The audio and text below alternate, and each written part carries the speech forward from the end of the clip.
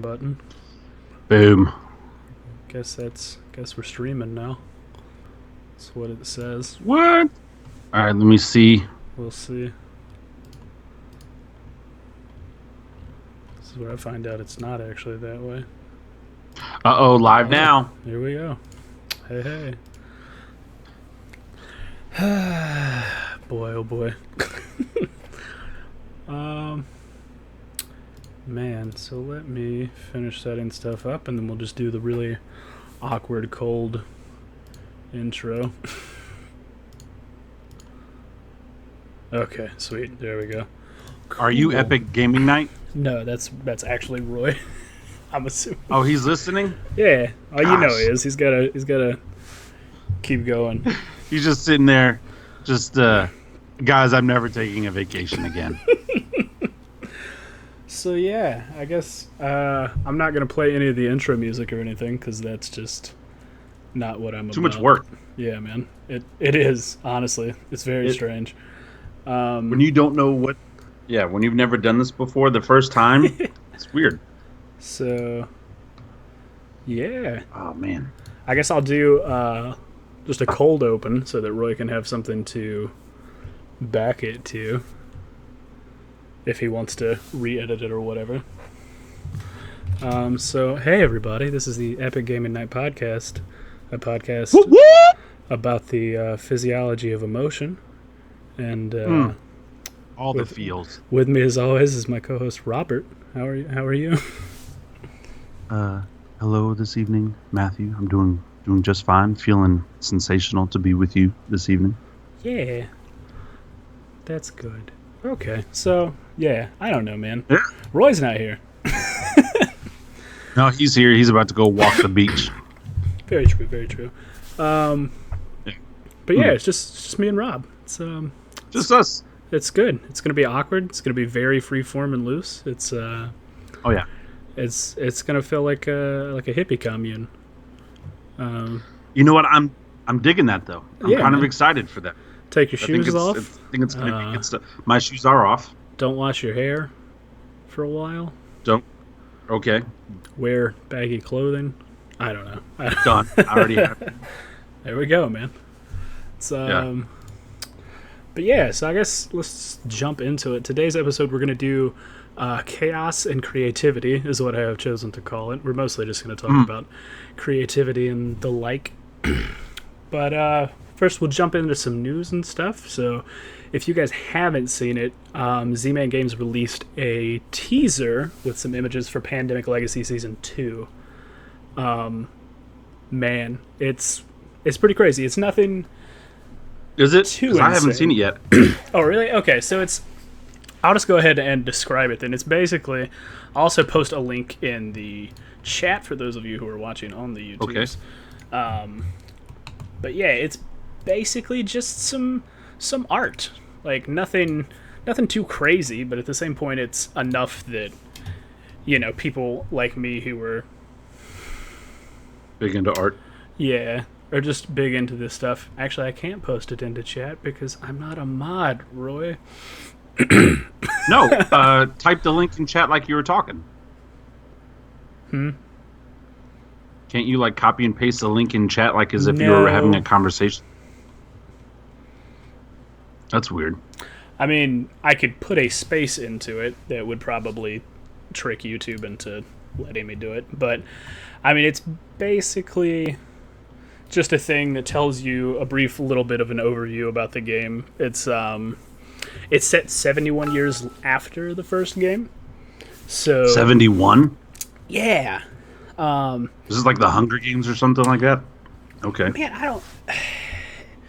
The way it works is it seems like you didn't win Pandemic Legacy Season 1. Spoiler alert. Even if you did. Because it's basically just like, hey, yeah, so a lot of people are hanging out on these boats and stuff. They're out there in the havens and stuff. Thank you, Adam, for your link, Mr. Modman. Appreciate it. But yeah, so it's just like a brief overview. There's like a new kind of art style. It's this interesting feel. It's getting away from the more sort of clean cut Pandemic that we all know, and moving on to something a bit more minimalist. I feel like is a good way to describe it. Like it's nothing. All right, I'm gonna have to check this out now. Too over the top and flashy. And like I said, it's not a whole lot. It's literally just like some of the cards that you would use, like when you're playing a regular game of Pandemic, the manual, some of the other stuff. But nothing too crazy. Yeah, nothing too crazy. But for me, like somebody who really likes Pandemic Legacy Season 1, it's just like, oh, yeah. Yeah. I'm like excited. And then, if you check Board Game Geek, there's like a picture of like the back of the box that people have been showing off. And like it shows off the map a little bit. And it looks pretty interesting because it looks like it's taking a lot of what they've learned from other Legacy games and putting it more into the Legacy game realm than the Pandemic realm, which is going to be really interesting, I think, to see how it goes. But yeah. Are you excited that it's like the same universe? Yeah. And I like this a little bit more than I thought I was going to, because I was really hoping they would use the previous boards that you had used in Season 1. Because I thought it would be neat to take that same board and then just go, okay, cool, well, this is what happened. This is all the stuff you did. Or have a board that was similar and say, hey, okay, look at your board from Season 1, and if this happened, put this here, or so on and so on. And you're like, oh, okay, cool, so you're scarring the board. But the way this one starts is you're in the ocean, which is a place that's not even explored at all in Pandemic Season 1. Small spoiler, just in case anybody thought we were curing disease of the fish and the giant squids and the sea creatures and whatnot. But, yeah. That's awesome. I'm excited for it. I think it's going to be good. And I like how they are continuing to do all of that kind of stuff. I think it's smart. Don't try to create something brand new. You had success. Your game is the #1 game on BGG. Mm-hmm. Just keep going with it. So, yeah. Sweet. It's pretty quality. And I think other news, we have the Origin Awards for this year. Yes. And Rob, I believe you have the list. I do. I have the list in front of me. So Origins just happened, which I will say this, man. I want to go to Origins just for the food. I saw a lot of food picks. Man, some really good stuff. Like people would have as many food picks as they would have gaming picks over the weekend. And so I think this may be something me and you, Matt, next year need to look into possibly go and take Hector and AJ and just go eat. Where is it? Where's it at? Chicago? No. It's like in Minneapolis or Minnesota. Yeah. No, Columbus. Sorry. Columbus, Ohio. Yeah, OHIO, baby. Yeah. OHIO. Yeah. So I'm getting kind of tired of this game. Mm-hmm. But the game of the year is Scythe. I haven't even played it. But it's getting so much hype that I'm just like against it. If that makes sense. It's like so you gotta, I don't know. I take it with a grain of salt. I feel like a lot of times the games that win Game of the Year are typically sort of Euro-ish games, and Scythe is like that, but it does a lot of other things that make it more appealing to people who are sort of non-Euro players. But if you ever want to play it, I own it. Roy owns it. It looks great. It does. It looks beautiful and stuff like that, but it's just like it's getting so much love. It's just like, and I'm over you. So you know what I'm saying? Like when everybody's like, this is the greatest thing ever, how kind of just turns some people off. I'm the guy where it's like, I think that was my deal with like Rogue One, where it was like everybody was like, this movie's amazing, and I was like, yeah, I just don't care to see it. So I don't know. Yeah, so that's going on. Card Game of the Year was Mystic Vale. I've heard a lot of good things about it.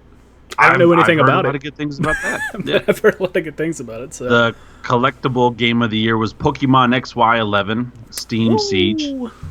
Family Game of the Year.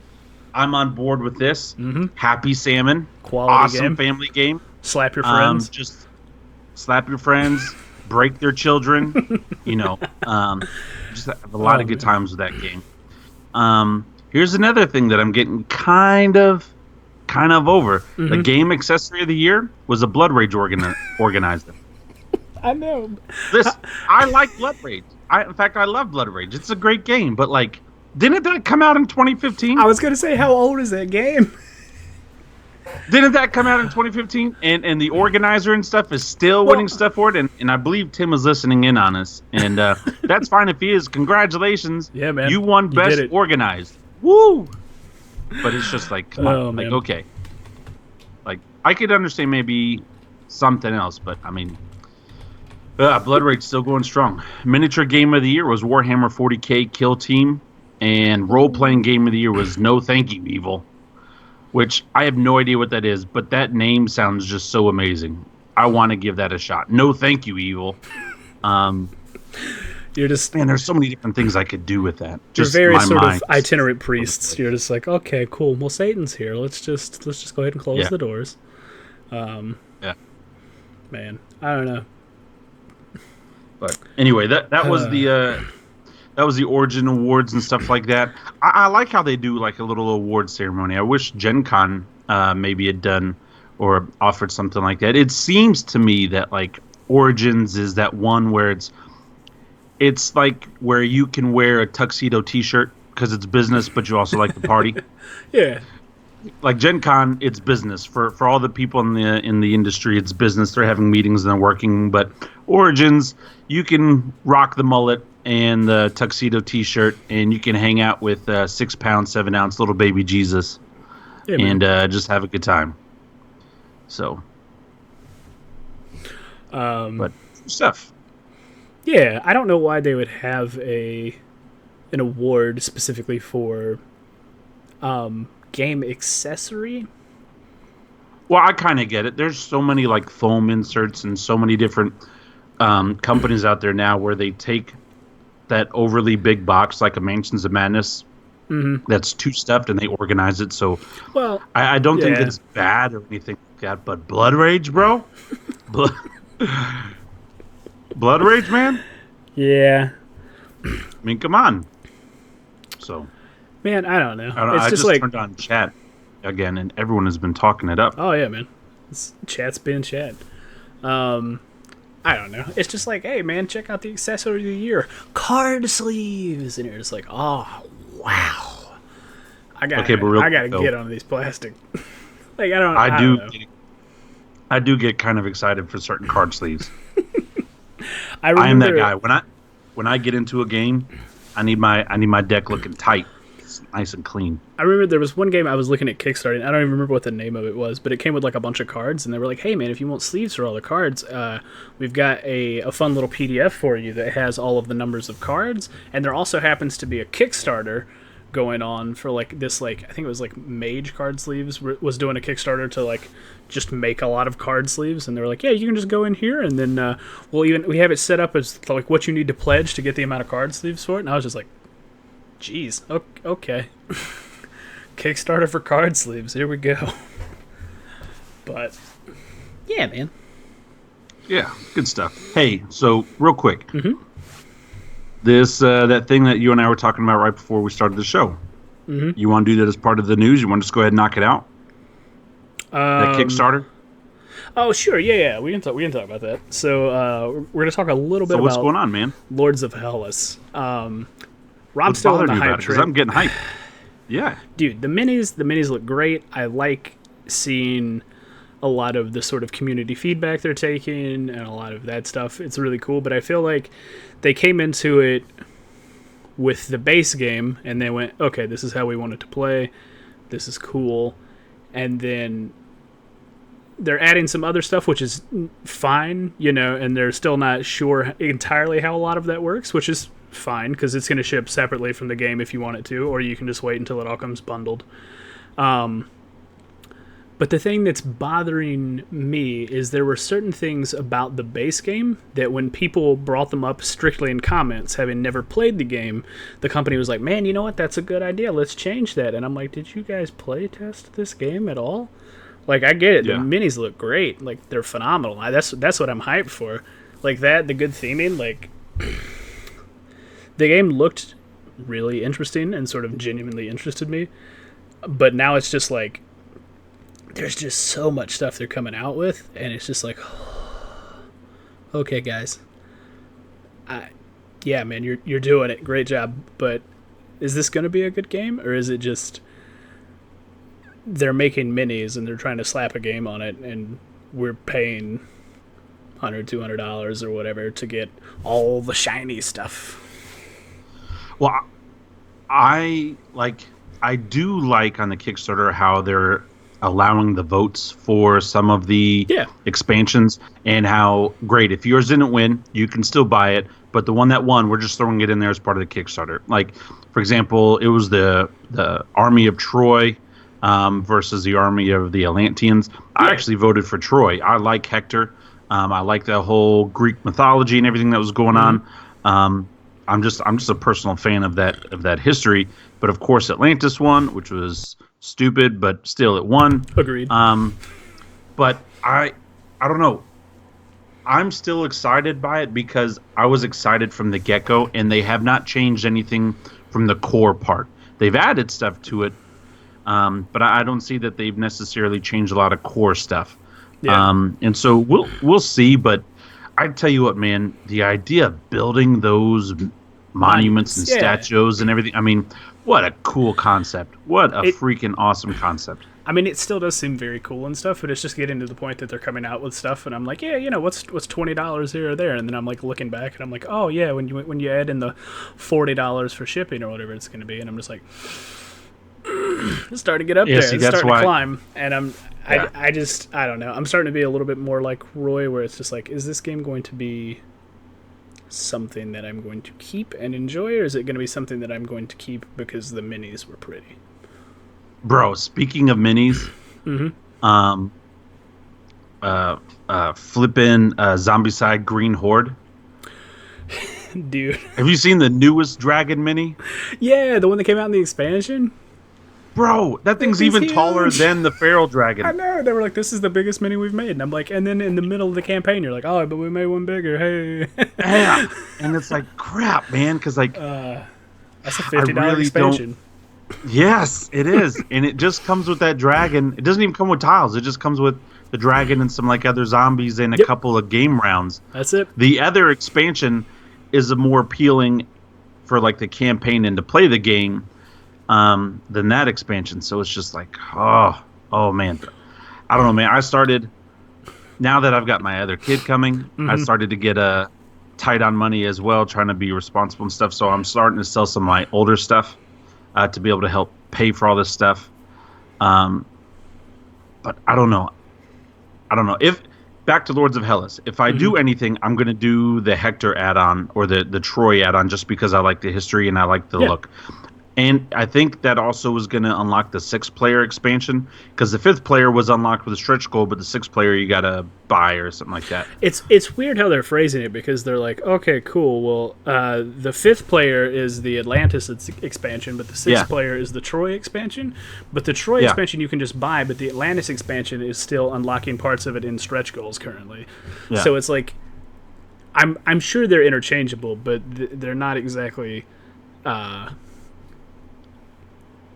very verbose about how it works exactly. No, I will say that the communication of the company on the way everything is going to line up, it seems like now they're getting a little ahead of themselves with everything that's going on, and they're just kind of throwing stuff in there. Man, Netters is already gone. She's like, Roy's not here. The pink and the orange is not here. I'm out. Netters is gone. Yeah, man.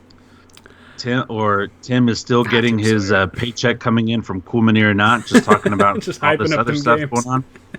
Y'all get this Godfather. I'm going to get the Godfather, but the Godfather's not being kickstarted, so I'll just be able to buy it whenever, and there's no exclusives. Yeah. But, yeah, man, so right now I'm strapped in kind of deep for this Green Horde and Lords of Hellas, and I need a couple games to sell before I add on and add an extra or something. Something that made me a little grumpy about the Green Horde Kickstarter is they came out and they were like, hey guys, 3D terrain, and I was like, oh, that seems dumb. And then the more I thought about it, I was like, nah, that's kind of neat, but I'm not going to spend $15 on shrubbery. Yeah. You know what I mean? And then especially like when that one update came through, and they're like, well, if you get one thing of shrubbery, if you get one shrubbery package, that can set you up for maybe half of the scenarios in the campaigns and stuff. And I'm like, cool. Yeah. And they were like, well, So here's another one. so get two if you want to do everything in the base game, but if you're getting the expansions, maybe get three. And I'm just like, $45 for plastic shrubbery. Come on.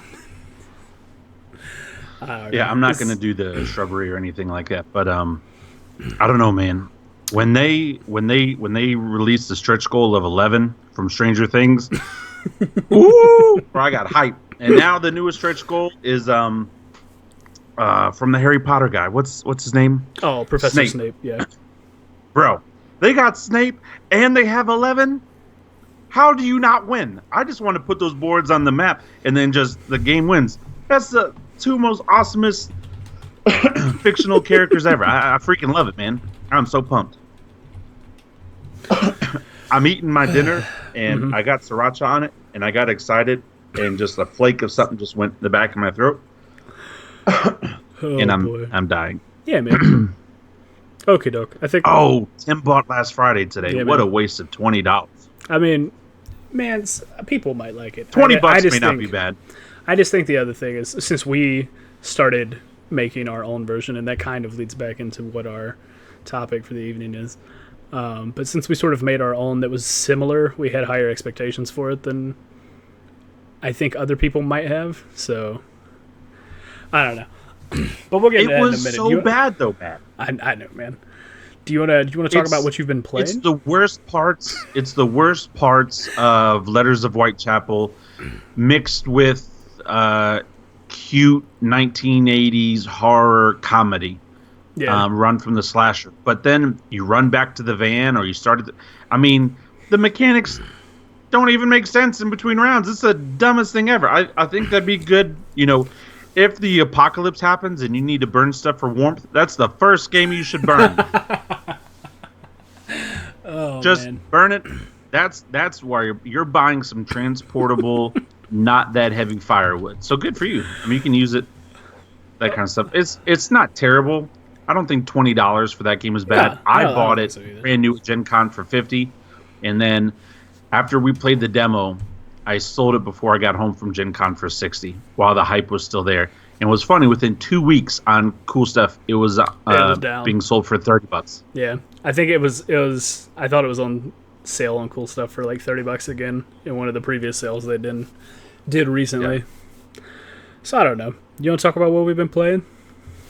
So we don't end up having like a 4-hour long podcast because we're gonna get sidetracked with more creative thought discussions. I'm just excited to talk about what's going on with the whole European economy and stuff like that. Now now we can just let it out. Like, man, we're starting to really see the effects of Brexit and how they're all separating from the EU and stuff like that. Before we leave this joke, I do think it's funny that Macron, the new French PM, Jesus, was like, hey, and he just got voted. Hey UK, we're gonna. I mean, if you guys want to actually stay, we'll let you. I mean, there are ways to come back, and it's not just like, I don't know. I just think it's funny that everybody's just like, man, what is going on in the world? It's pretty good. It's crazy, man. You know, it's really crazy. Side note, last thing. Mm-hmm. That guy died. That kid, Otto. That was messed up. Yeah, the North Korea thing. That was That's sad news. That's messed up. That is. Anyway, what have we been playing? I just want to apologize real quick, Roy. I'm very sorry. I think you're doing a good job. I'm gonna get focused. It's okay. I mean, so you can edit this out. Nah, keep it all in. Keep it all in. You should keep it all in. I mean, he might edit it for the actual podcast, but I think YouTube will still be raw, uncut footage. We've been playing Mexican Train Dominoes. I've had a really crazy busy last couple weeks. Mm-hmm. In fact, I know there's not a game night this week because Roy's gone, but if there was, I wouldn't be able to make it anyway. These past 3 weeks, man, just been slammed. But my wife bought Mexican Train Dominoes, And what's crazy is it's a fun, simple game. If you've ever played dominoes, it's very similar to normal dominoes, but like you can make additional trains and try to get points, and it's not that difficult. But my 4-year-old daughter, bro, I'm not saying I have the smartest kid in the world, but like by the third game, she's like, okay, and she's like she's beating us, and she's competing. And every once in a while, we have to help her with something. But for the most part, she's like, oh yeah, I can do this. No, I can do this. So no, that's open. Okay, I'm gonna put it on here. I'm like, oh my gosh, like, bro, I'm kind of. I feel like my seed is doing well. Like it's growing, it's doing strong, it's learning. I'm very, very excited about that. But Mexican trained dominoes, man. We've been playing. That's a lot of fun. And then, here's the thing: because she did so good at that, I was so pumped. They were doing a sale on Fantastic Gymnastics. You ever see that commercial where you try to tap the thing and it does a flip and you try to land and get points? That's not easy. That is not easy. I have yet to been able to make it land and score any points. My guy falls on his head. He's broken. If he was real, he would have broken some body part. But so we've just been playing some family games. That would be a fun dexterity game, actually. Yeah, I was just. Oh man, I imagine that could be a crazy drinking game. Like I don't drink, but every time he doesn't land, you got to take a shot. Dead, actually dead. You guys would be plastered. Yeah, no. Especially if we play with some of the other people I used to do that with, because they were very lightweights, so they would be drinking their Bud Light or whatever, and it's like, oh, cool. Have fun with your water with a teaspoon of rubbing alcohol in it. Sorry, I'm sort of a beer purist, a little bit. No, it's all right. A beer hobbyist. Let's get I'm a big. I don't know. To me, alcohol just tastes like dirt. There's like. Yeah, no, I get it. It's just I've never been a fan. Yeah. So anyway, that's what we've been playing. We've just been playing family games. I had a blast. Well, I played some stuff. We were at Roy's last week, and we played Near and Far again. It is a great game. It's a great game. I love it. You like it better than Above and Below? I do. I absolutely like it better than Above and Below. I feel like it's more replayable than Above and Below.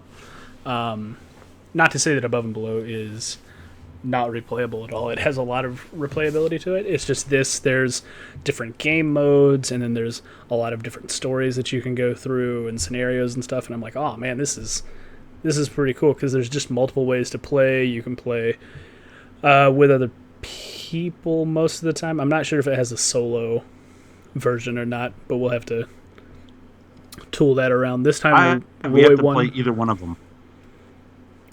Man, we gotta get you in on that train. We played with Hector. It's not that I don't want to, but you guys play them typically when I don't show up. Right. We played with Hector, and me and Roy had already knew how to play, so Hector was like, yeah, I'm probably going to lose this one, but he still said he had a good time.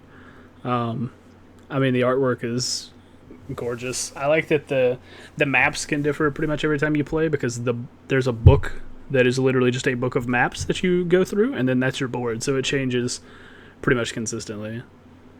And it's really neat. Yeah. The only thing I think would be neater is if they did it on like the same material that sort of like Telestrations is made out of, so that you could like put some dry erase things on it to maybe make like a new path going this way or that way or something. I think that'd be neat if they had some sort of stuff like that, but is what it is. It's a great game. We also love the artwork for both of those games. Yeah, it's good. Good old Ryan Lockett doing all of the game design, artwork, and writing, everything involved. And then we played one of the versions of Exit, the game, which is a escape room game, or an escape room game. It was okay. I noticed it was nominated for the Spiel des Jahres. I don't know if it's... Is that the one with the app? Yes. But the app's more like a timer. Or wait, no. Yeah. I think so. Or maybe Roy just set a timer. I don't know. Is that the same line of games that had like the clown sausage? guy, the clown with the with the rat maze and stuff like. I didn't do that with you. I did it with Roy and them on his birthday. I don't know. I don't think so. I think that might have been Unlock. There's a bunch of games that are sort of falling in that same domain these days.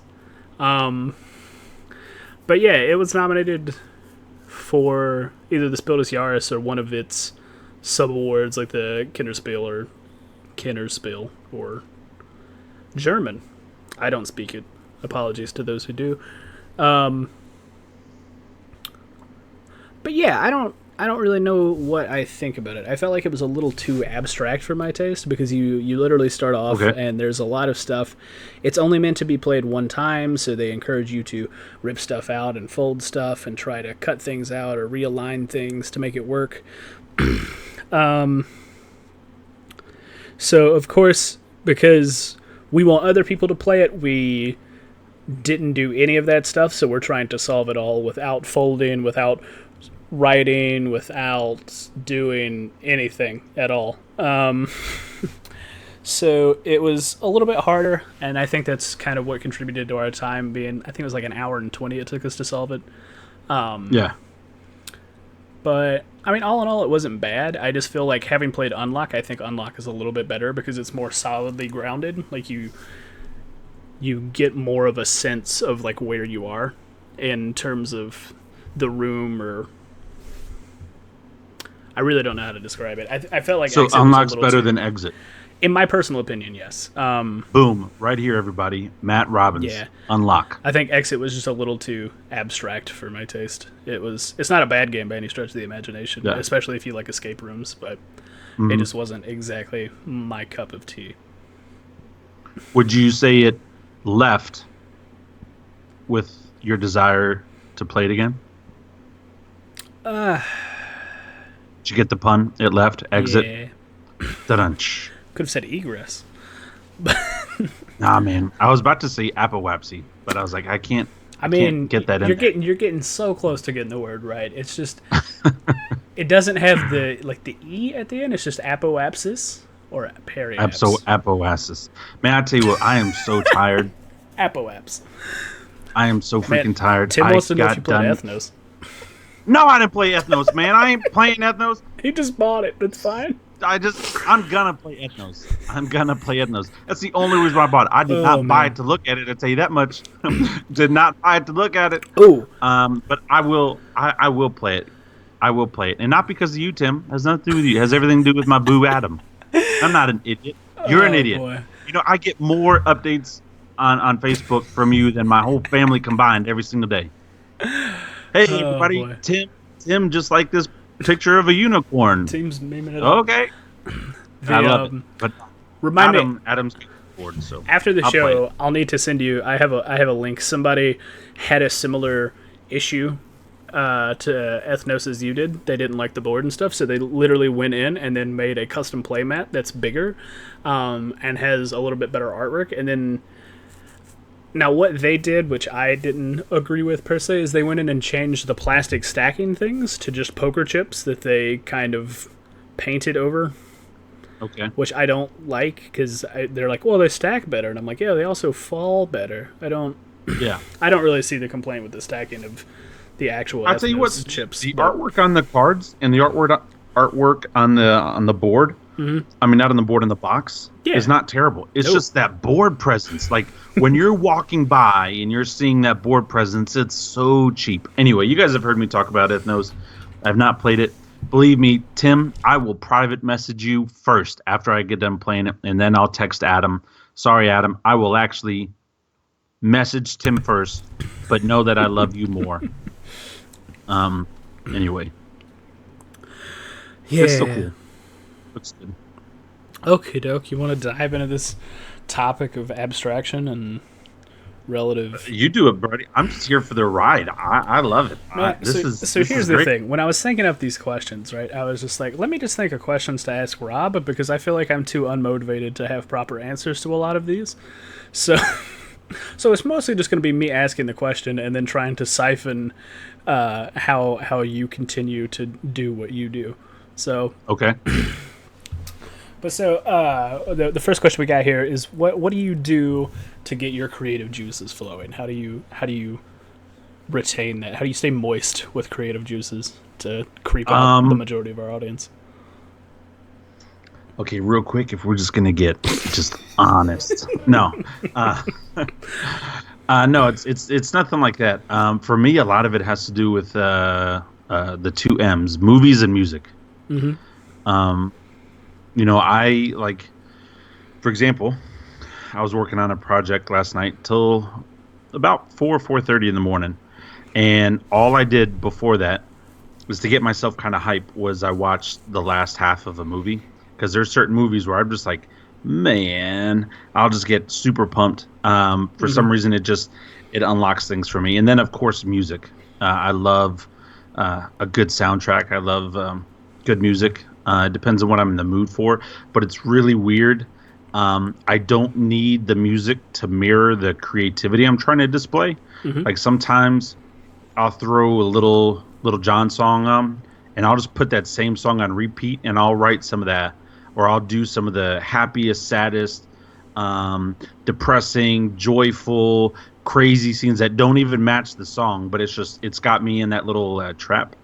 Yeah. So, or then other times I'll put on Beethoven, and I'll just rock out to Beethoven and Mozart and some of the classics and things like that. And I've been doing a lot of Scottish and Irish songs lately. And then there's this one. Man, I just created a Pandora list for this one artist. What's his name? I do like the visual of you just hanging out trying to like write your book while you have just turned down for what, like blaring over your speakers, and your wife's just like, bro. Okay, here's the thing. I can't do it on my speakers anymore, so I have to do it on the headphones. But the bad thing is, like, so I'll get done. And last night I didn't talk to her, but I'll get done, and I've had it blaring in my head, and so she'll be like, "Babe, what time is it?" I'm like, "It's 4:30. It's 4:30," because I can't hear anything. It's just like, "Shut up!" But you know how when you're listening to really loud music and also you take it off, and so I have to be careful with that. But I do headphones. Yeah. So, but man, that's pretty good. So, how about you, man? What do you do? I don't know. I just like it's typically what inspires you to cook. Like what gets you in the mood? Depression. Not to be honest, not to be that guy, but it's like it's just one of those things. Like I'll just honestly, I feel more. It's like one of those things where it's just like. It's like a fey mood, like it hits me, and I'm just like, man, you know what I should do? Anything other than sit here. So I'm just like, okay, I'll make cookies or a brownie or a cake or whatever. Or like, I mean, although this past week I literally just wanted to like make pizza. I was just like, I want to make a pizza. I want to do that again. But like, I always feel bad because like firing up the oven that I have is. I don't know. I just feel like it takes a lot of work to just fire one pizza. So I'm just like, okay, hey friends, y'all want to just hang out on a Sunday and make some pizza? Yeah. So I mean, that's what I did this weekend, and it was good. I think I ended up making 8 pizzas total. So it's pretty I saw solid. some of the pictures on the gram, and I was like, man. Yeah. I forgot to take pictures of all of them, but it's good. I didn't realize Danny. Hector's roommate worked in a pizzeria, so I have like my own method for doing things because I'm like self-taught. And then he goes in there and he's like, "Yeah, so this is what I do to do the dough," and he's just like throwing it around and stuff. And I'm like, "Look at all the stuff I can learn." Yeah. So I'm just like watching him with like amazing eyes. But I don't know. I feel like a lot of time inspiration for me just getting in that creative mood is just either I need to be somewhere else, or it's one of those things like a fey mood hits me and I'm like, you know what I want to do? I want to make lemon cookies, or like I just get like an idea in my head and I'm just like, I need to get this out or down somewhere, even if I don't continue it or think about it at all. It just needs to be somewhere that's not in my brain. Hey, real quick, something that you just said. What do you mean by be somewhere else? Because that works for me too. but I want to see what Well, you it's say like, about it. in my opinion, like, so, like, I had yesterday and today off, so, I literally haven't done anything. Today I got up at maybe 10 o'clock. I got out of bed like at noon. And then I just came in here and sat in my computer chair, and I've just been on the internet all day doing nothing. So, so it's just like sometimes I'll just hit that like point where I'm just like, you know what I need to do? I need to not be in this room, even if it's just in a different like mental state. I just need to be somewhere else. Okay. But that's like, what you meant. Yeah.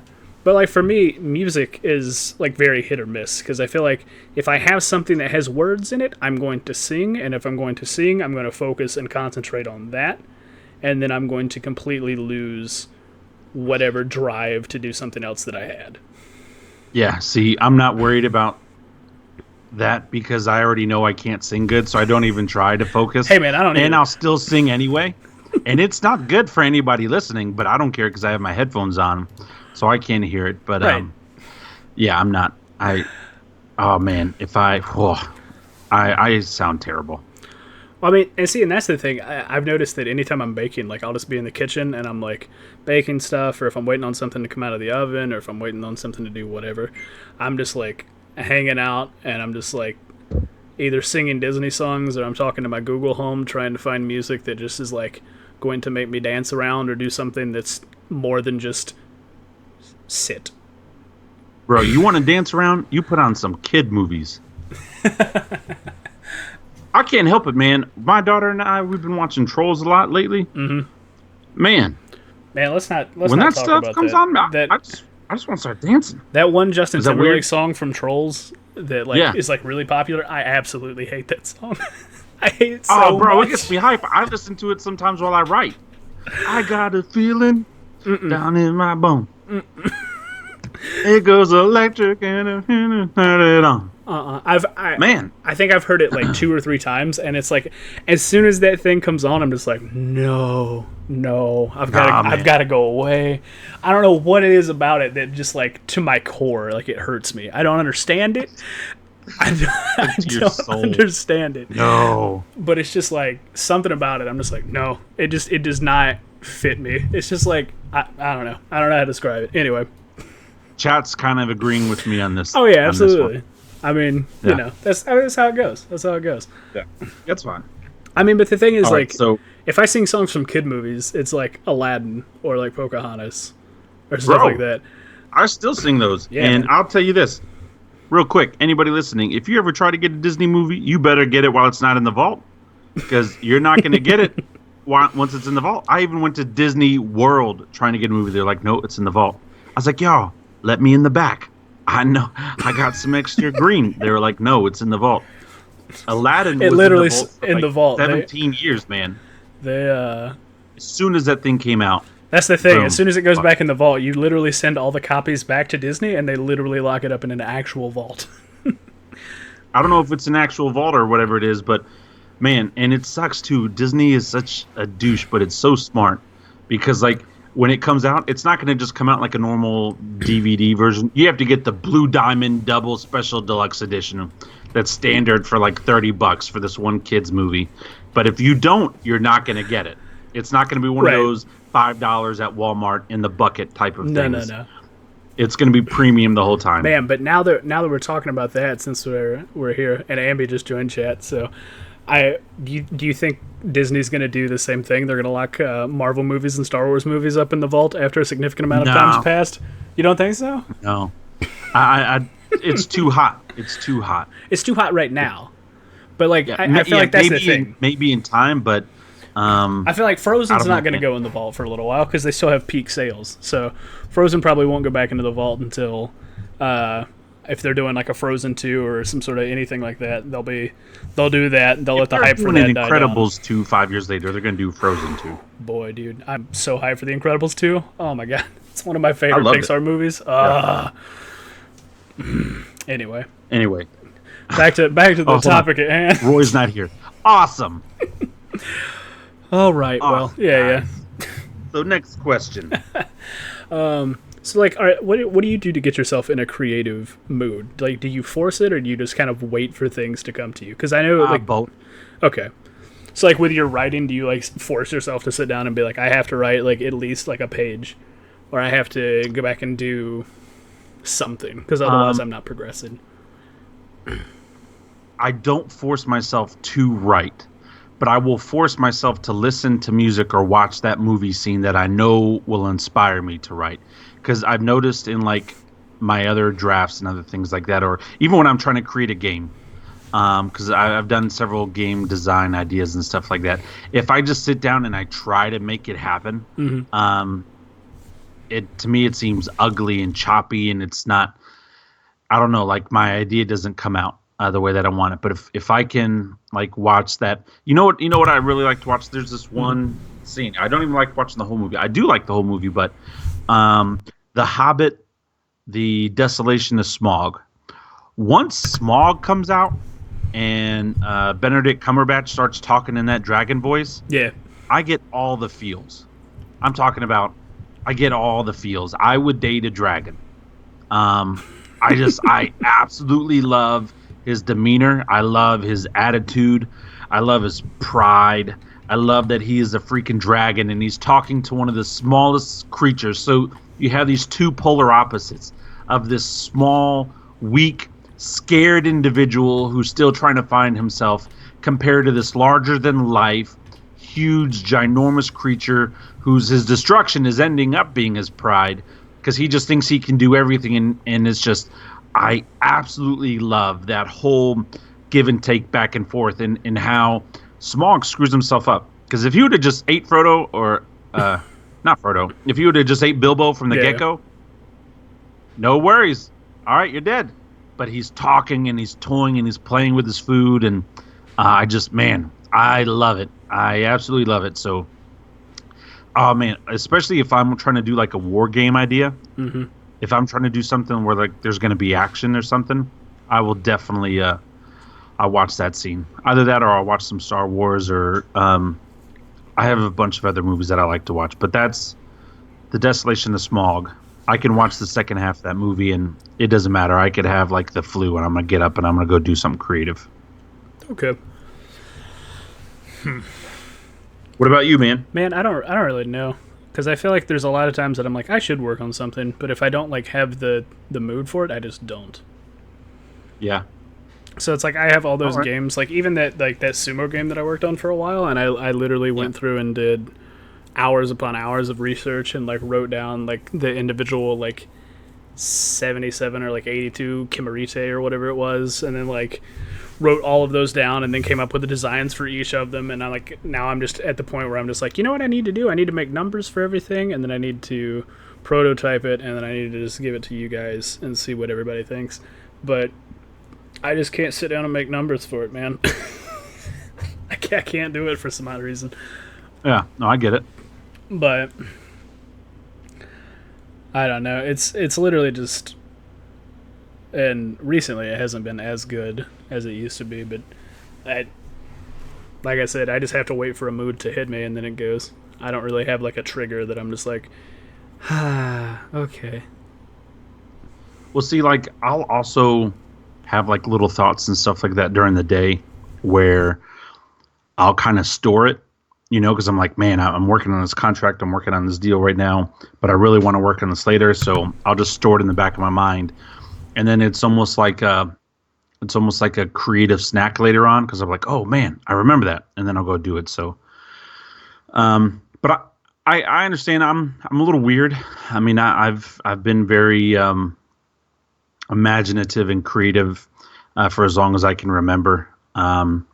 So I get it. It's not always easy for a lot of people because I talk to a lot of people about different things, and they're like, man, I just don't know how you get up and do it. I'm like, well, to me, it's just me. It's just how I am. But so. Yeah, I don't know. I feel like I'm very good at the idea, but then when it comes down to like the hard part, doing where you're it, just like pounding out the details, it's just like, yeah. Okay, doke. So, how do you help yourself stay on task while you are creating? I do it late at night. Okay. So there's nothing else to do. Well, I make sure I eliminate distractions. And then I'll have the music and stuff going. Like one thing that sucks for me is YouTube. I hate YouTube because it's a fantastic distraction. So, sometimes I may put my devices on airplane mode or something like that. Because when I'm writing on Microsoft Word, like when I'm doing the rules for my prototype, I don't need it. I don't need the internet or anything like that. And so, yeah, I'll just try to eliminate distractions.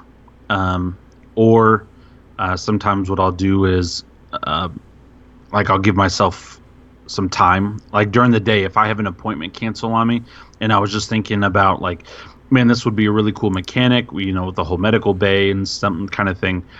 I'll take the allotted time that I had for that appointment that was canceled, and I'll go work and go do it there. So, yeah. Okay.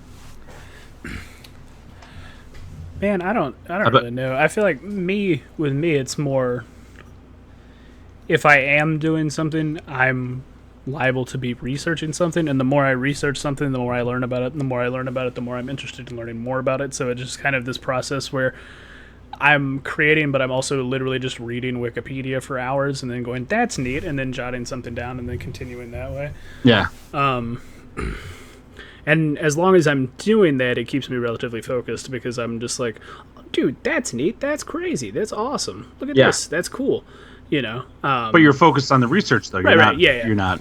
Yeah. I'm not just like getting lost in YouTube trying to find like music playlists where I'm like, okay, so, well, if do I really feel like listening to techno? Maybe I should go back for like something a little more Latin or something. I don't know. Yeah. But well, see, I usually do Pandora, or I have a pretty. It's not huge, but I have a pretty decent music library.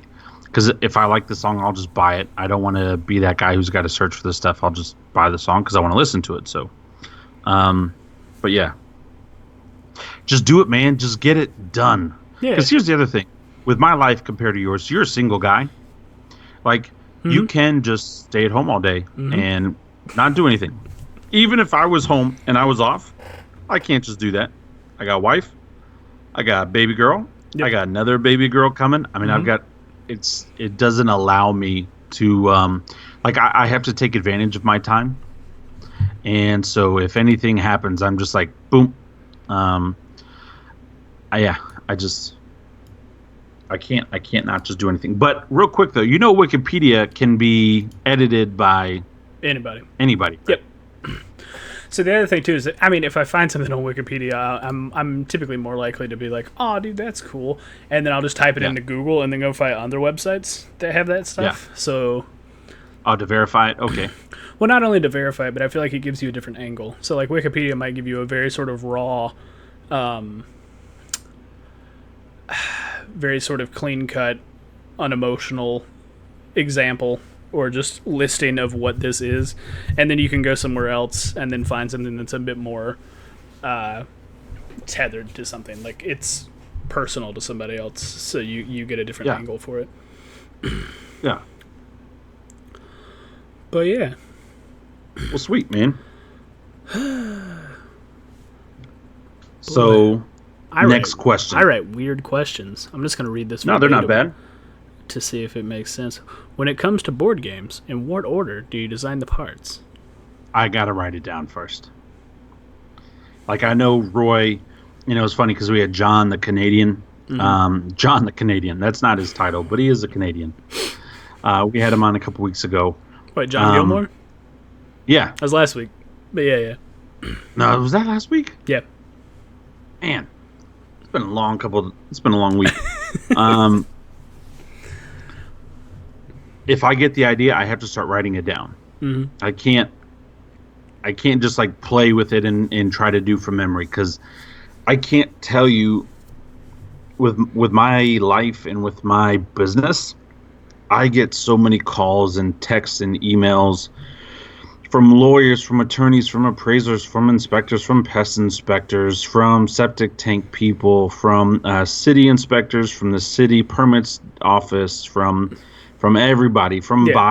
buyers' parents, from sellers. I mean, it's just constantly. It's just like, Yeah, yeah. and I really enjoy what I do, but You're a very people in-demand don't person. care that I'm a human being and that I have a life, right? And so, like I'm typically up till midnight or so. After midnight, I don't answer emails anymore, but I'm constantly just getting bombarded with stuff, and so I have to write it down so I can remember it because I can't tell you how many times I feel like an old person where I have an idea but I just can't remember it, and it's because between the 10 minutes that I had the idea and the time I go to write it down, I've gotten probably about 40 plus emails asking for documents, and I've gotten a couple text messages, and I've had 3 phone conversations because I got water coming in through a roof and stuff like that, and who's going to fix it and who's going to pay for it.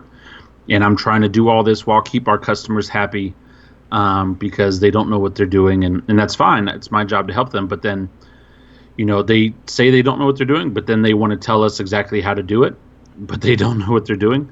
So that's fun. Yeah. So I have to write it down. I write it down first. So what I was more referring to is like when you're doing a game, do you start with the rule set? Do you start with an idea? Do you start with rules? Okay. Oh, idea first. Right. Yes. So you get a And it's thing, funny you come how up the with like a idea couple of changes. mechanics, and then Yeah. from there you start to flesh it out into rules. Yeah. Because Okay. I feel like I can play it out in my head enough.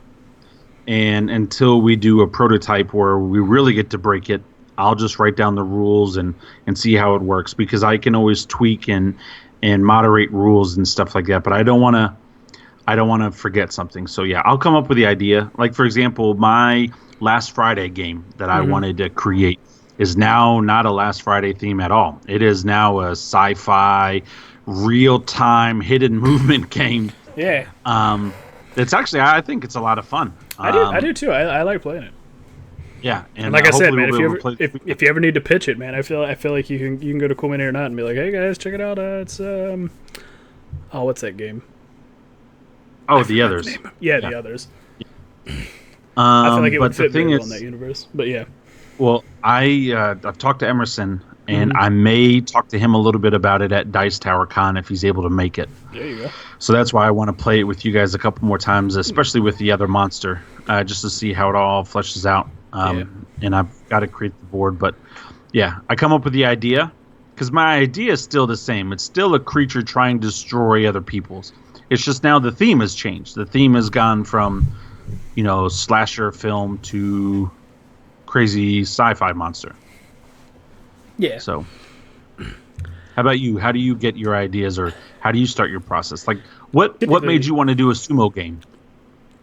So that for me, I just remembered watching the Freakonomics documentary, and one of the little mini documentaries they went into was about Yaocho, which is match fixing in sumo.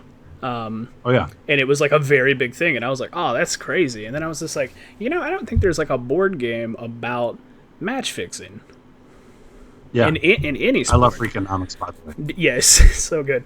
But I was like, I don't think there's a board game about match fixing, and I was like, I feel like that's like a market that people would really be into, because a lot of people like bidding games and betting games where it's like, oh, I don't know what's going to happen. So I started working on this stuff and doing all this research for it, and then it got to the point where now I'm not even sure how I do a whole match fixing mechanic, because I'm still trying to flesh out how the sumo matches go. So I probably have a game that's very much like everybody at the table is a coach of a sumo wrestler, and then or a stable of sumo wrestlers. And then these guys are going to the grand tournament to participate. Yeah. So you're trying to get anybody, any of your guys to be the top guy. So I don't. Like I said, there's a lot of math in it currently that still needs to go through before I can even... Like, I just need to put some numbers down before I actually get it to the table. But the basic premise of it would be sort of like... Almost like Street Fighter, where it's like head-to-head. And I was thinking about doing something similar to like how the Cry Havoc mechanics go, to where you play cards in an order of like actions. So you play like 2 or 3 cards in a specific order, and then you flip them over, and then they add to your strength or subtract from your opponents, and then do these sort of counters. I don't know. It's interesting, but it's just a lot of work. But yeah, I don't know. But like one of the things you saw that documentary and it inspired you. But like Ferg was asking in chat, do your ideas start with mechanics or something else? And I feel like a lot of times what mine do is it's either just generally an idea, or like there was a game more recently that I thought about working on that is the idea of sort of like oral histories and traditions and stuff, where it's like somebody in your family, your great grandparent or something, especially like in the Pacific Northwest, might have had a grandparent or somebody else who was very old in their family witness something, back in the 17 or 1800s. Yeah. That was like a very catastrophic event that we don't really have a whole lot of understanding of because there wasn't like a big written history thing. And it's just interesting to see how the stories are passed down from generation to generation and how this sort of oral history changes. Kind of like a game of telephone. So it's like, how much can you really trust it? Because it turns from fact to myth over the course of time. And so I thought, man, that's really neat. And then I was like, I wonder if you could make a game that's kind of like an engine builder that does that, right? So you basically start out with these mechanics of, I haven't really fleshed it out at all, but like you have stories that you tell that start off one way and then slowly over time degrade into something else, so that you have these evolving engines that kind of change and might suit your gameplay towards the end of it, as opposed to what it started with might be something a little different. And what if you had like a game where it was like that, but it also had a mix of like Tales of the Arabian Nights, where it's like you start with the definite truth. You start with the historic truth. And then as the game progresses, you get more options of what you think would happen next. And by the time you end the game, you get points for either being so far off or so close, or a mix of the two or something like that. That could be kind of crazy. And then you almost build like a tree, or a pyramid out in front of you. That could be a really cool type of social deduction, like who's telling the truth, who's this, and everyone's trying to do the same story. Yeah. But they don't have the same cards to do the same story. I like that. See, I'm saying, but I like that idea, the history and the truth and all that kind of stuff. I just find those things interesting because it's like you look at it and you think about it, and then you say, oh, okay, well that's cool, and then you sort of go, oh, well, I don't recall having ever seen a game or any sort of like even, I mean, there's probably plenty of books about it, or that like nonfiction stories that involve it or whatever, but I don't, or even like movies that have like a particular leaning or inkling for something like that. So I always just like to find things that are interesting, that feel a little different from what you see as the norm. So yeah, I love it. Boom. So, do you have any games that you enjoy that have either very creative mechanics or sort of creative ways of playing that you wouldn't have thought of until you played it? Well, first and foremost for me is Mansions of Madness. I've never played the same scenario the same way. I love, especially with the second edition with Yap, how it allows you to continue to be creative and not do the same thing over and over again. And so I love that mechanic on how it's ever changing and stuff like that. That's a game that I can always play and just always get hyped to play it and stuff like that. So that would be my first. How about you? I would say, honestly, Cry Havoc. Man, I got that, and I still haven't played it. I need to play that stupid game. I was looking at it the other day. I was like, am I just going to sell this, or am I going to play this? It's really good, and it's the models are done from the same company that's making Lords of Hellas, so if you want to bust it open and look at the minis, maybe get an idea. But I feel like the game itself isn't revolutionary by any stretch of the imagination. It's very much an area control game. You've got your people, you got your dudes on your maps. You're trying to complete your objective, control this many things before the game's over. But the thing that I thought was really sort of creative and unique was how the combat worked. And the combat uses this interesting system of like bidding. So it basically says, hey, you've got this many guys in the fight. There are going to be 3 rounds to the combat. And then each phase, there is I don't remember specifically what they are. One of them is just like a straight combat where you go first and you kill off so many guys on their side of the board. The second one's like you take hostages of theirs. And then the third one is like you basically nullify one of their people or something like that. Yeah. But then you play cards after you've kind of bet your people in these different areas. And then the cards can do things like either flip the order or allow you to move people that you had somewhere else so that you can shift the tide of the battle in your favor. And it was just really interesting and unique. And it's something that I would definitely love to play it again so that I could try to better understand fully like the breadth of it and how it works. Because it's really unique to that game, and it's very, very interesting to play through.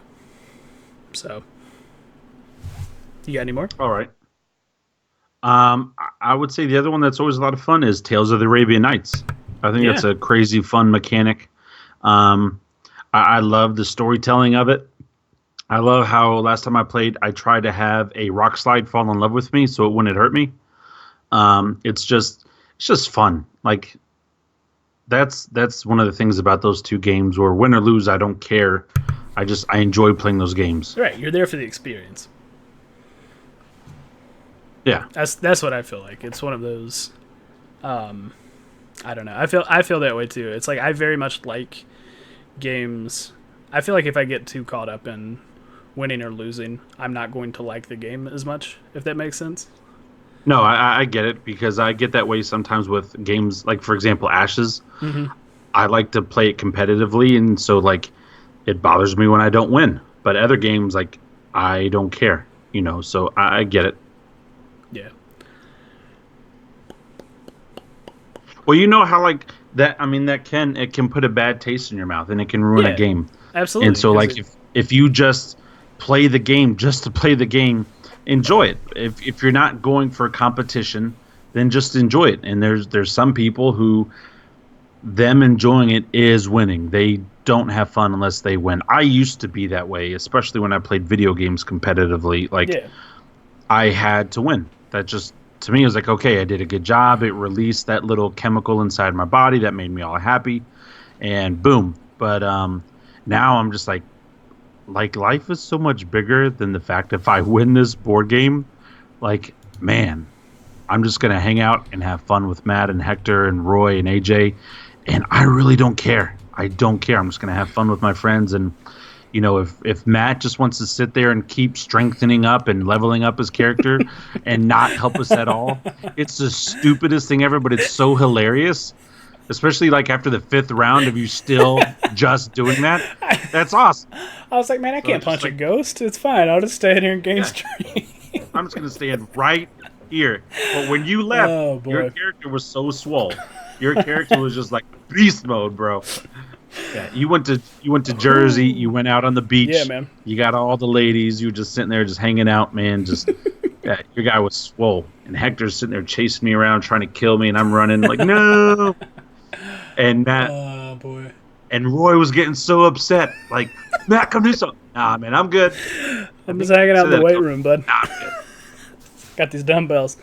Yeah, I don't know. I think the last game that I could sort of think of, I'm sure there are more, but off the top of my head would be Innis. And the reason I say that it's again, nothing about the game in particular. The game is very much a very sort of tactical area control type game, but it's the way the drafting worked. I felt like after having played that, and it didn't really come up for me too much because, again, the drafting in that game is very small. The pool you have to draft from is very small, so you're probably not going to get a whole lot of cards that you want. But I feel like if they had that same drafting mechanic where you could take the card that you had already drafted and put it back into the hand of cards that you just got and take 2 out instead, if that were applied to like Terraforming Mars or Blood Rage or any of the other games that have drafting, that would be so cool. Like, I think that's a mechanic that is very simple, Yes. but is, again, unique to Innis because nobody else has done it. And it's one of those things that in Innis, it's probably the neatest part of the game to me, other than the art. Yeah. But I don't feel like you get to use it a whole lot in that game, strictly because of how limited the drafting pool is. But I think it would be I also so great. think, though, that's why it works for Innis. Because Yes. could you imagine trying to do that for Blood Rage, how long the draft would take? Well, that's why I would limit it to take 1 out and draw 2 out of the hand, so that you're not like, okay, well, let me dump these 3 and pick up these 4, or whatever. Yeah. And I mean, the draft, you're right, the draft in Blood Rage already does take so long because, you're drawing 6 cards as opposed to 3. No, you're drawing 8. You're keeping 6. Yeah. As opposed to just keeping the 4 that you keep in Innis. Bro, because there are so many times where I get hands and I'm like, I want all of these cards. Right. If I could do that in Blood Rage and just drop 1 and pick up 2. Woo! I mean, it might throw the balance of the game off, like, so much, but, like, boy, that would be so much fun. And, like, the other thing I was thinking about in, like, Terraforming Mars was, like, there was a lot of, when I was playing it with Jake and Danielle from Draft Mechanic at Roy's thing, we were playing, and it's one of those things where you're just like, I've got to pick this card because Danielle's going for this strategy, and if I don't take this card, she's going to get a bunch of points. Even though I'm not going to use it, I'm just going to end up discarding it at the end of all this. I just think it'd be cool to be able to, like, put a different card back in and then take the card out of that hand that you wanted, as well as the card to, like, potentially hate draft somebody. But again, that might affect... We should do that with, like, a house rule. I don't know how it would affect the balance of these other games. I would love to try it and just see. That's what I'm saying. We need to try for science. Yeah, to see if it's something that just works with Innis because of its low card count, or if it works with everything. But I don't know. Yeah. But that's... Innis does have a low card count. It's something. Yeah. But yeah, I don't know.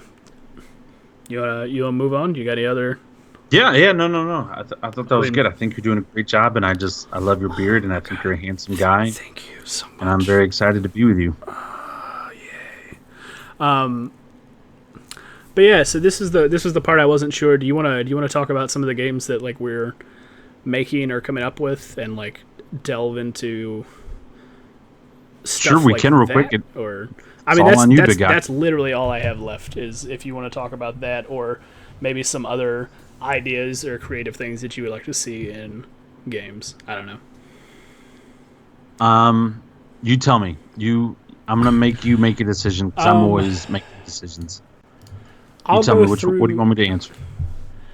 I guess here's what I'll do. I'll go through a basic overview of the 5 games that I am currently toying around with, right?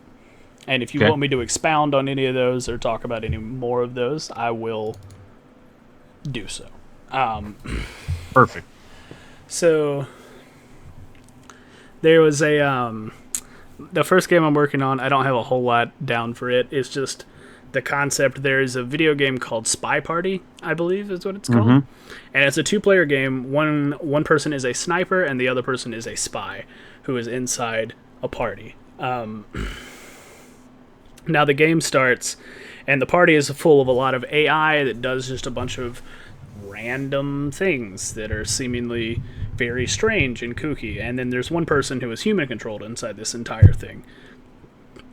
Now, the spy has the objective of he has to do 3 or 4 different things that are typically like talk to the ambassador and pass him a secret note, or pick up this thing that's in this potted plant over there, or swap out this statue for a different statue, or whatever. but they're very sort of obvious things. And then the other person who's playing a sniper literally is like moving his camera around the room from the outside, trying to guess who might be the human player. Okay.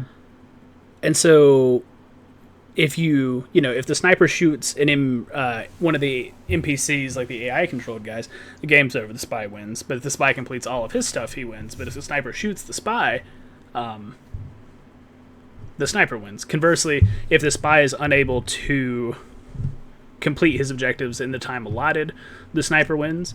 The other thing is the spy gets to see where the sniper is aiming at any given point in time. So he kind of knows, okay, he's not looking anywhere nearby me. I can try to swap out the statue or whatever. So with that in mind, I kind of had an idea where this was my original idea for a Blade Runner game, but I don't know that it works too well, where one player is controlling a horde of people, and in that horde of people, a couple of them are replicants.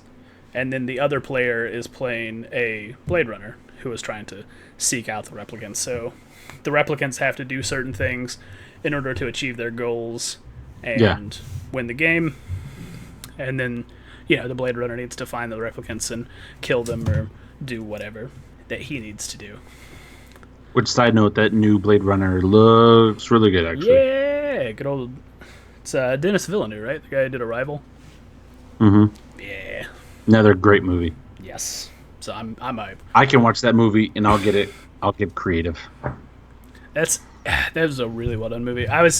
When me and Hector, not to get too sidetracked, but when me and Hector were watching it in theaters, and like she comes up and she's like, "Your name's Hannah," I was just like, and then Hector was like, "What?" And I was like, "It's a palindrome." And he was like, "Huh?" Yeah.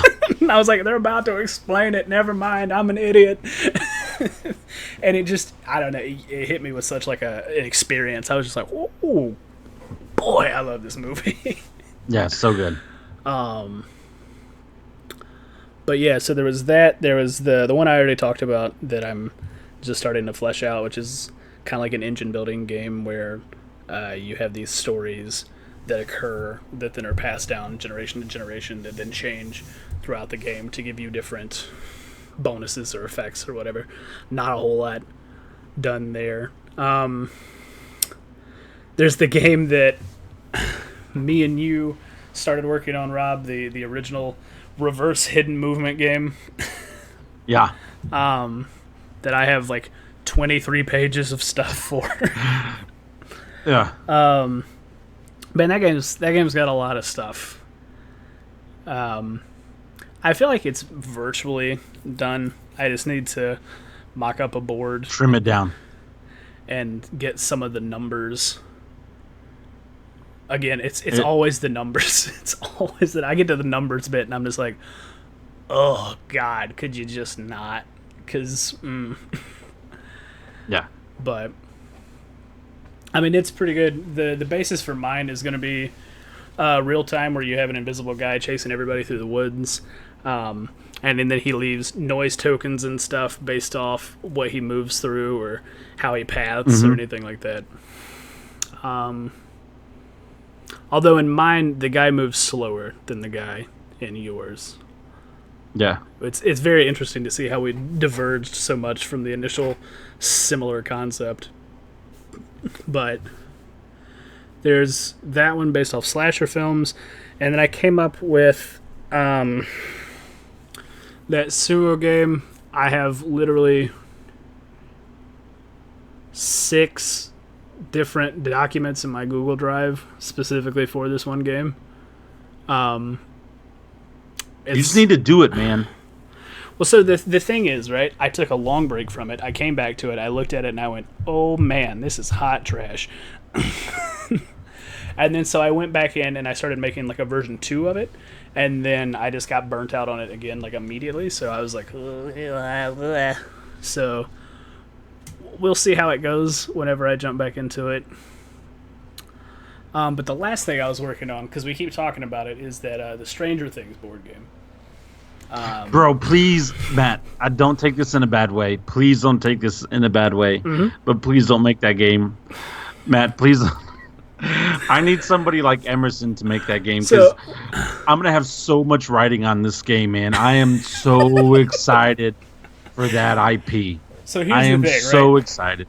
I went Please, through. man. I came up with an idea that I thought was interesting and very unique, and then I went through it and I got it out, and I was like, okay, cool, that feels great. And then I reread it, and I was just like, man, you know what? This is very similar to Star Wars Rebellion.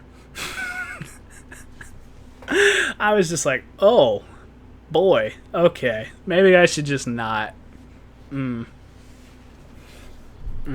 Yeah. Listen, man, it's you know something's gonna come out with it, especially now that season 2 is coming out in October. Yeah. You know there's gonna be some type of game, whether it's a video game or like a Telltale game. That'd be a cool video game. Oh, that would be a super cool video game. They could do that really well. Make that really freaky. That's really what they should do. They should just do a Telltale Stranger Things. Just skip board games entirely and just move on to that.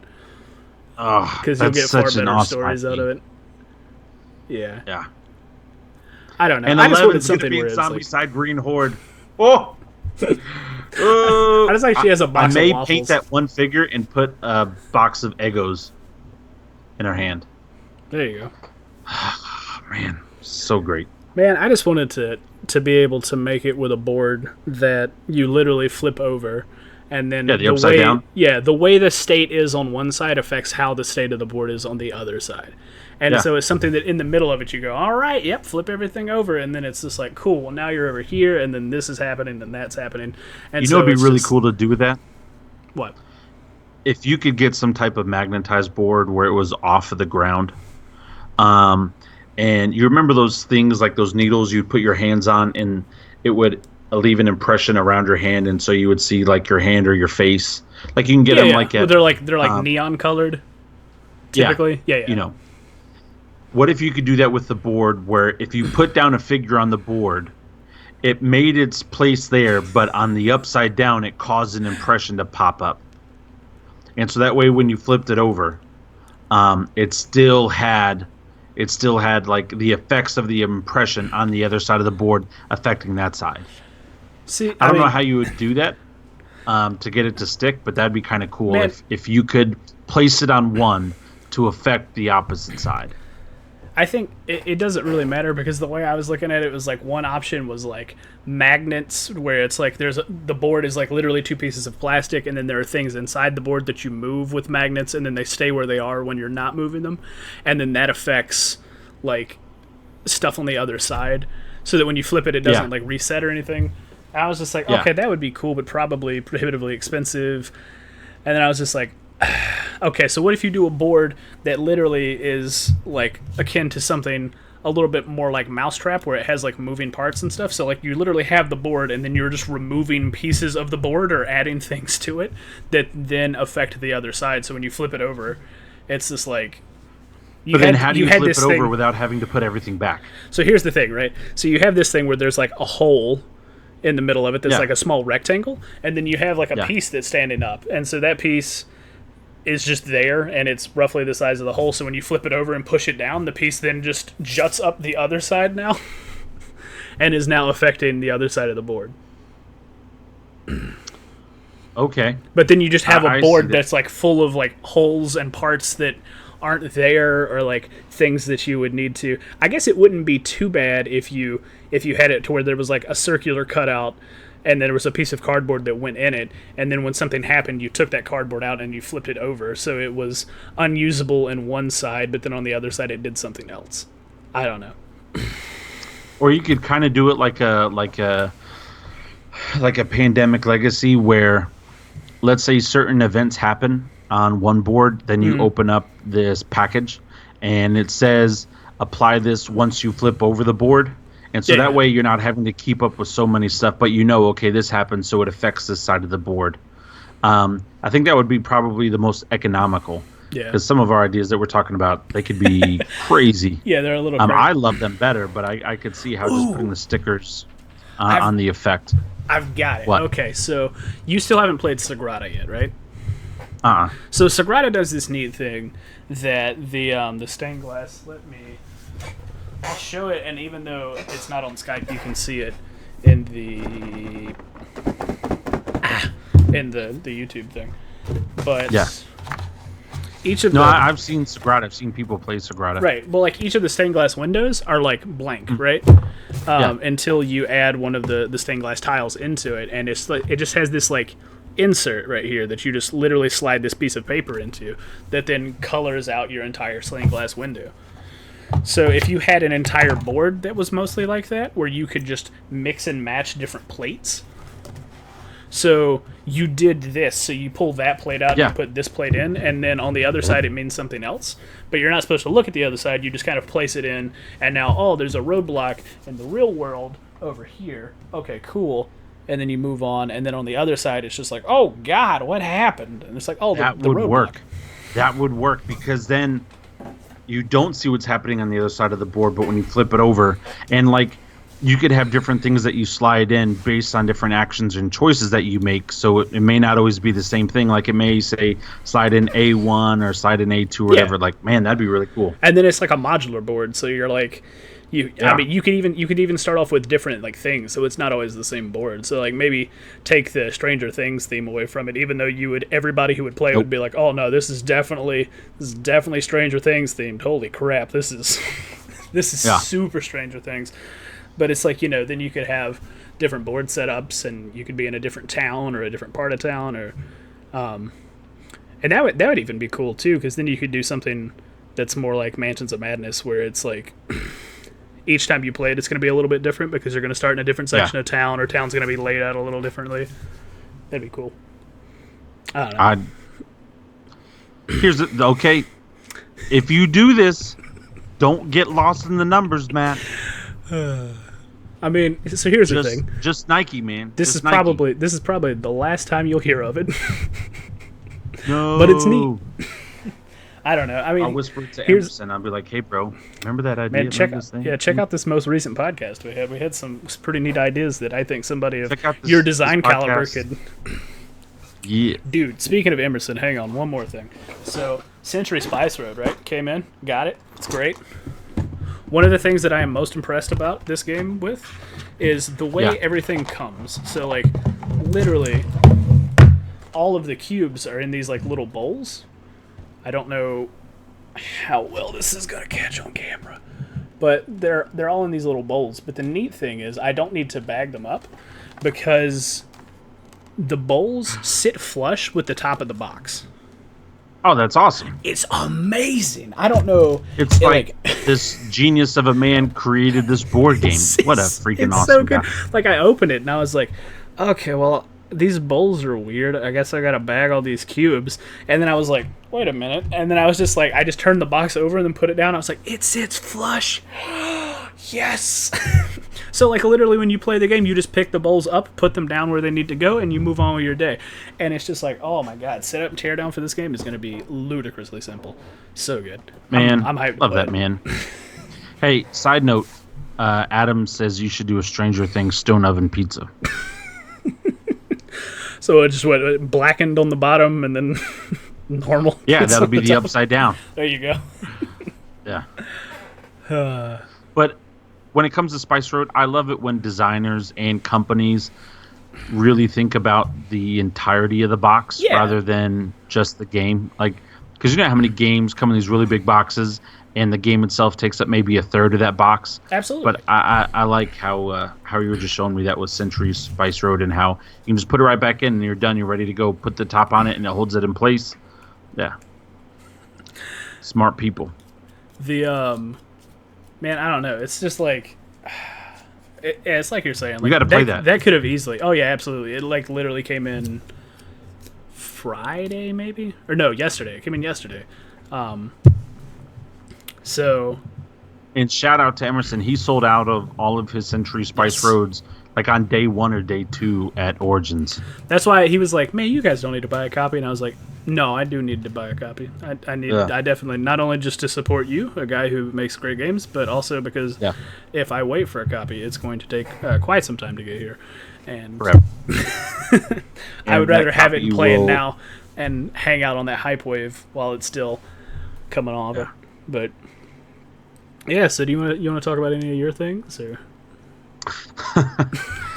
you just want to call it here? I will talk about the one that we have play tested. Right now, the game is a hidden movement, line of sight hidden movement. It's hidden movement like Spectre Ops, except for the only difference is you see the monster moving the entire time that they're in line of sight, not just on the last place where you saw them. And it's a hidden movement, real time game where each team has 1 minute to do all of their actions. So that's roll their dice, play their special cards, play their normal action cards, decide as a team. It's not 1 minute per player. It's 1 minute per side.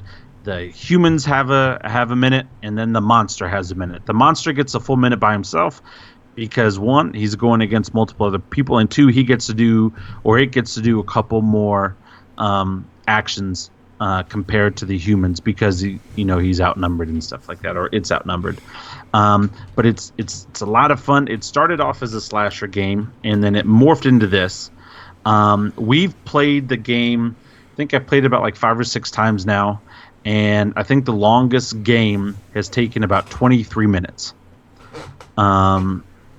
It's fast, it's fun, it's cool. It's like it feels like a full game, but it also feels like a filler game. Mm-hmm. But it's very quick, and I think what makes it so quick, not that it's lacking anything, but I think what makes it quick, which of course it is lacking stuff. I'm not a board game professional or anything like that. But the 1 minute per side, just has it move very quickly, and I really like that. So it eliminates analysis paralysis. Because if you do that, then you just miss your turn. Once the timer's up, and you don't get to keep going. And so it's fast, it's quick, and you get gadgets, and there's weapons, and there's different gadgets. Like there's a sentry gun and a drone and a bunch of other stuff that's in the game. And I'm redoing the board because when we last played it, we played one scenario where the board was too big, and we played one scenario where the board was too small. Yep. And so, but it's coming about, and it's just silly and fun and crazy. And you played it, Matt. Yeah, you played it. Yeah. What do you think? Actually, I really liked it. How would you describe it? I don't. To me, it feels like you're playing a game of.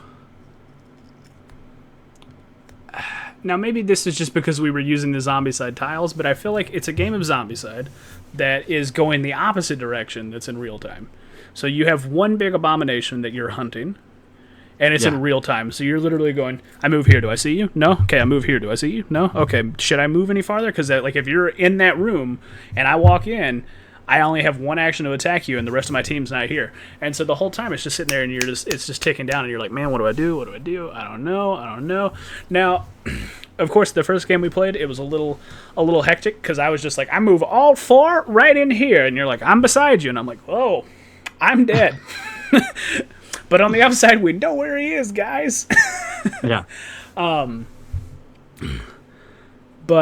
I mean, I don't know. And What's also fun about the game is there is not player elimination. Yeah, no, for sure. So the point of the game is you have 20 rounds, each round being 2 minutes long, 1 minute for the humans, 1 minute for the monster. You have 20 rounds, and in the 20 rounds, if you are the humans, you're trying to destroy the monster. If you are the monster, you are either trying to survive all 20 rounds, or you're trying to kill all of the main characters of the humans. There's an assault, there's a recon, there's a support class, there's a medic class, there's a special technician class. If your character dies, you then get to respawn back in the entry point as a simple security card with an electric baton and a pistol. Yeah. And it's nothing crazy. In fact, I even wrote down in the rules that your guy's so dumb he can't even use medical packs to heal himself. And there's a lot of dice chucking because you're going to do your hits based on dice that you roll. Like there are times where I have two creatures that I've come up with ideas for. One's like a bear man, and the other one's like a cobra. And the bear man can do this special charge attack, and he can just roll like 3 or 4 dice. And if he hits on all of them, your character's just dead. I mean, but at the same time, every time we played, I never killed one of their characters all in one roll. But there are other times when we played that last time with Hector. Hector was hitting me every single time, and he had to hit 6s to hit me. And every single time he would roll like those 3 dice, and at least one would hit me. And I was like, bro, chill out. He was just hot, just hitting me. And so it's one of those things where, you know, you can strategize because you do need to work together. You don't want to do like what Matt did and just, guys, I'm going to go run over here. Nope, because if you do that, you know, the monster player, he definitely has an advantage if it's one-on-one. He starts off with 4 times the amount of health. He gets to do more actions and he gets to do more attacks. And so if you're isolated with him, he's really going to take you out. So you want to work as a team, but do you want to split up in little groups? So it's fun, it's fast, it's quick. I hope we get to play it some more this weekend. I mean, that was the thing. I honestly didn't think it was going to be that fast. Because it was just me basing it off of, since this is the same game that was birthed out of the joint idea that we had to just do like a reverse Spectre Ops. And you know, mine, although I've never played it, I just assumed mine would take an hour or so. And you know, that first round we did in 10, 12 minutes. Like that whole first game was just done in that amount of time. It was very quick. And see, I've got to work on that. I've got to kind of buff up the human side a little bit more because that monster, especially if you run by yourself, I think everyone the first game kind of ran and did their own thing. You guys spread out trying to find me. And in spreading out, it did not work out for you guys. Yeah, I think part of that too was just the map size, because that one was too small because you could take one action and literally get to the other side of the map. And it was one of those things. Or I could take one turn. Oh boy, yeah. That one. Excuse me. And your whole turn would be getting to the other side of the map. And then when we tried to play it on the Spectre Ops board, it was just like, this thing is huge. Okay, we can't be this big.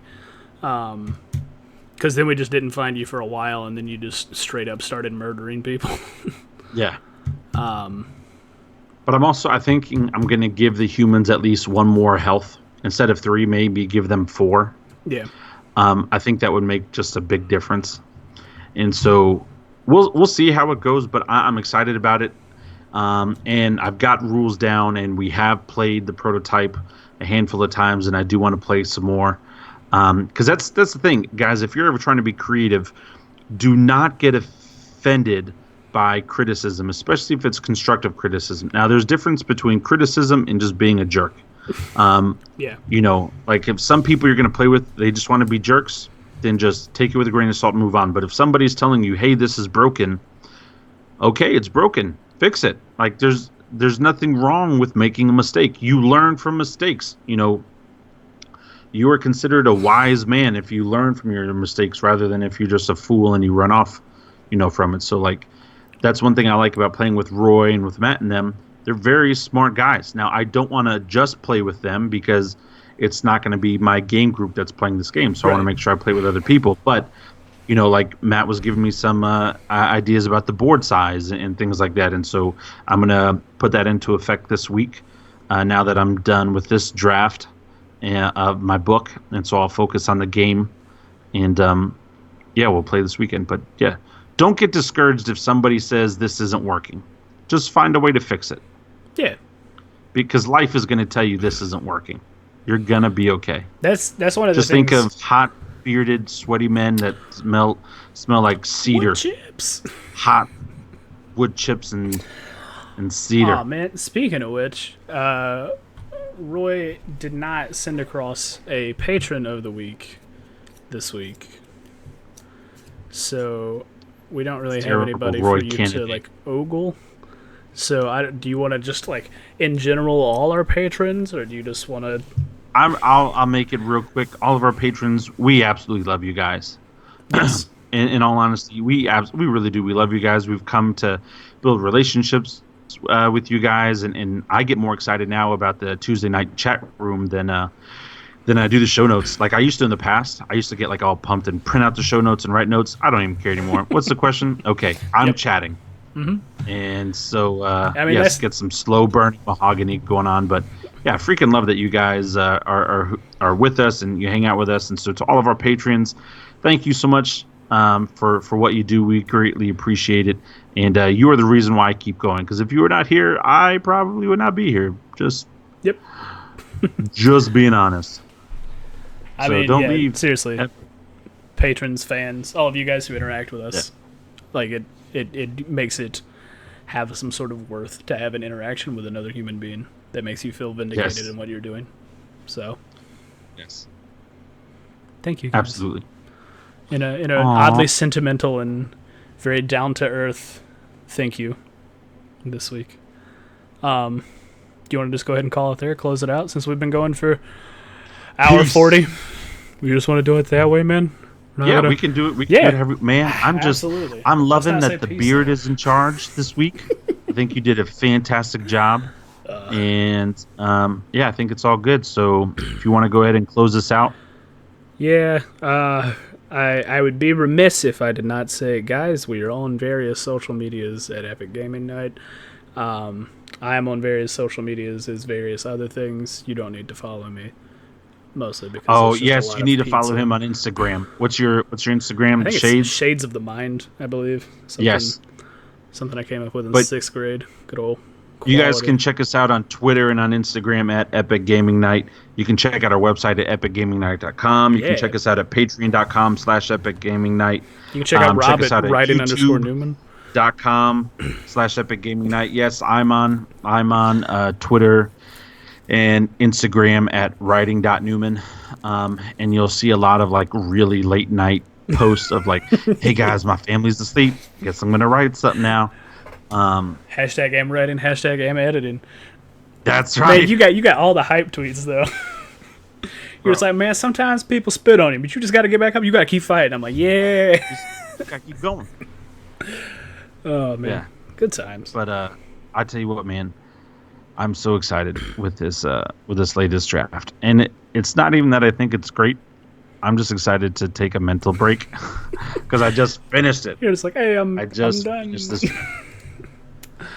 draft 9 of year 5. I started writing this book the summer before my daughter was born, and she turns 5 in October. So I started writing it like in May before she was born. I had the idea well before that, but I didn't start writing until like things got serious. And so, yes, I'm excited to take a break. I'm gonna send it to you, Matt. Please do. Print it off. I'm gonna send it to you. I don't know how long it's gonna take me to read it, but I will. That's fine. I will. And you can't say anything that's going to hurt my feelings. I want people of all different, like I'm getting ready to send it to, I think the guy's like 74 years old. I'm sending it to all different types of people with different opinions because not everyone's going to like it, and I'm fine with not everybody liking it. But if everybody commonly sees one thing that's broken, tell me about that. Yeah. You know? Life is good. Real humans are good. Roy is good. We miss Roy. Yeah. But we did it, Roy. We did it. We did it. Just awkward. Mark Hale is not allowed on the podcast when Roy's not here. That's what that is. Because to be fair, he was not in chat at all tonight. No, you know why? Because Roy's not here. Because his boo's not here. Roy's boo is not here, and Mark's boo is not here. They're bada boom for each other. And on that note, quality. Peace. Yeah. Yes. Do you know how to end it out, or just close out the whole thing? Do you want me to just go ahead and stop streaming? I don't know. I mean, I'm gonna keep talking. The outro just sort of. I don't know how to not talk. Man, I don't know. This is I don't know. Okay, never mind. We're gonna stop. We're gonna stop streaming, guys. Roy will probably edit in some music at some point. I don't know. We love you all. Oh yeah. Have a great night and a merry morrow. Like 5 minutes are not going to be in it. I mean, this part will probably still be in it. It'll just be playing loud, thunderous outro music over it. Roy will just come back in and be like, peace. Adam says Mark Ooh, actually boy. tuned in, but then didn't recognize us. Throwing that shade. Man, Oh, God. that was good. That was good. Okay, Hey, Adam, I'm going to be emailing you here in about 10 minutes. 10 minutes. Love you too, man. Love you, Ambi. Started following you, watching some of your stuff. You're hilarious. Yeah. Also Disney songs. Adam. But yeah. Anyway. Good stuff. Great Thanks. show. Matt, Thanks, awesome job, guys. man. And I'm Thanks, glad that man. you did this, Matt, because I tell you what, you talked more tonight than probably the first 100 episodes combined. I can it tell was fantastic. my mouth is dry. There were times I was short of breath. Yeah. So it's something. So anyway. But yeah, man, we're gonna bounce. Love you guys. Thanks for all your support and all that jazz. See you next Tuesday or various places on the internet. Toodaloo.